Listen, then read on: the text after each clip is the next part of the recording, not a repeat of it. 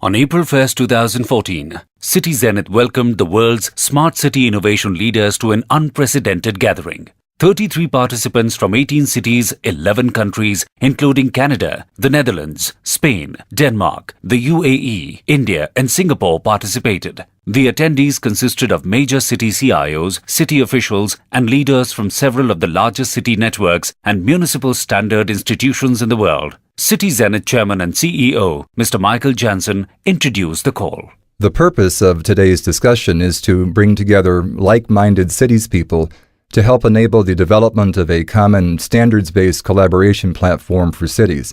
Standards and platforms, as we say at Cityzenith, share a natural symbiotic relationship. They need each other and thrive when brought together. What we've seen over the past few years is that the smart city market, in fact, can't meaningfully evolve without both. At the conclusion of his introduction, he then invited Mr. Tom Schenk, Director of Data Analytics for the City of Chicago, to speak about 5D and efforts to coordinate underground infrastructure agencies. The Office of Underground Coordination uses a series of GIS programs and paper maps to understand what is beneath the surface before they start digging.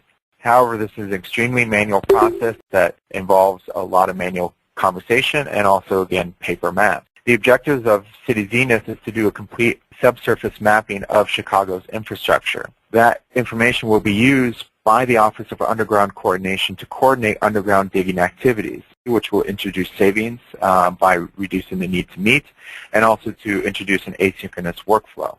Following remarks by Mr. Schenk, Amsterdam CTO Mr. Ger Baron offer his views on 5D. It's a combination of data that probably will give a whole new dimension on potential leverage on the data. So when you look into Cityzenith being a 5D model of your city, basically, I think when you think about what's 5D in the physics world, it's more or less it's a cut through to everything that happens to a certain moment in time. From Barcelona, Director of Smart Cities for the Barcelona City Council, Julia Lopez Ventura, emphasized her interest in using 5D to enable better coordination between government agencies, leadership, and citizens. One of the things that we have been doing in Barcelona to overcome this siloed way of working, not only administratively but also technically, is to start designing from scratch. And this is where thinking about standards and thinking about working transversally, this 5D project fits perfectly. Making data from the city easily shared not only with our politicians but also with our citizens. Finally, Mr. Barry Hooper, Director of the Green Building Program at the San Francisco Department of the Environment, explained how 5D would be used to encourage citizens and businesses to help enable the city to meet its greenhouse gas emissions reduction goals. What we're looking to this platform, is the first use of it, is to make that information visually compelling and clear. We already are able to post tabular data about buildings, but of course that's not very interesting, and there's limited viewership as a result. And by associating the data directly with individual buildings, we'll also provide estimates of performance for the buildings that are subject to a transparency regime. The next segment in the program focused on major efforts worldwide to create standards for cities and featured 10-minute presentations by 3 of the largest city networks in the world. Mr. Seth Schultz, Director of Research for C40 Cities, joined the call from New York City and set things in motion.